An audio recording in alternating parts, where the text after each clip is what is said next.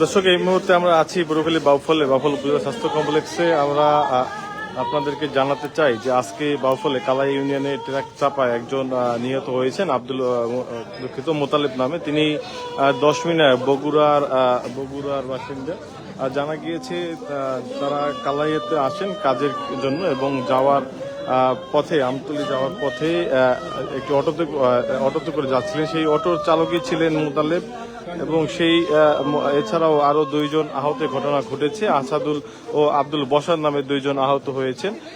এই মুহূর্তে এখানে পুলিশ এসেছেন এবং তদন্ত করছেন, আমরা দেখতে পাচ্ছি এই মুহূর্তে বাউফল থেকে। এছাড়াও যে স্বজনদের আহাজারি দেখতে পাচ্ছেন আপনারা। এখানে এই মুহূর্তে একটি শোকাবহ পরিবেশ সৃষ্টি হয়েছে। যে আব্দুল মোতালেব মারা গিয়েছেন, তিনি আসলে 19 বছর বয়সী একজন তরুণ। তিনি একজন আমার একটু প্রত্যক্ষদর্শীর সাথে একটু কথা বলি, একটু আবার জানতে চাই ভাই, যে কি হয়েছিল, কি দেখেছিলেন আপনি? বললেন না তো নাকি? আচ্ছা, কি বলেন, কি ছিল? ও কালাইয়া থেকে 10 মিনা মুখী, এই যে ছেলে মারা গেছে, আর ট্রাক হলো 10 মিনা থেকে কালাইয়া মুখী। ওই আর ওদিক থেকে মানে আরো একটা ভ্যান ছিল ওখানে।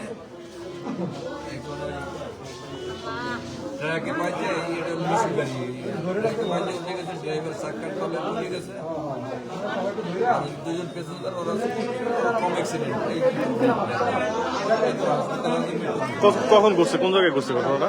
এটা হলো কালাইয়া সরকারবাড়ির দরজা আর কি, পঞ্চায়েতের দক্ষিণ পাশে। কখন? 7টার দিকে। আমরা শুনছিলাম যে আসলে কোথায় কিভাবে তিনি নিহত হয়েছেন। এছাড়াও 2 জন আহত হয়েছেন। আসাদুল ও আবুল বসার নামেও 2 জন গুরুতর আহত অবস্থায় বাউফল উপজেলা স্বাস্থ্য কমপ্লেক্সে চিকিৎসাধীন অবস্থা রয়েছে। এবং আমরা জানতে পেরেছি যে আহত নিহত 3 জনের বাড়ি 10 মিনা উপজেলাতে এবং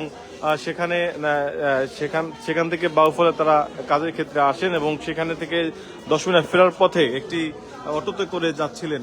এমন সময় একটি অপোজিট সাইড থেকে একটি টমটম এসে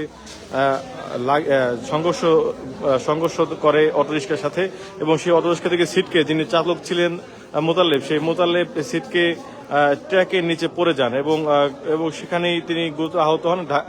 হাসপাতালে আনা অবস্থায় তিনি আসলে মৃত্যুবরণ করেন বলে আমরা জেনেছি। এছাড়াও যে আহত 2 জন রয়েছেন, আসাদুল ও আবুল বসার, তাদেরকে উপজেলা স্বাস্থ্য কমপ্লেক্সে এই মুহূর্তে চিকিৎসা দেওয়া হচ্ছে। আপনারা দেখতে পাচ্ছেন এই মুহূর্তে বাউফল স্বাস্থ্য কমপ্লেক্সে প্রচুর মানুষ এসেছেন, স্বজনরা এসেছেন আহত নিহতদের।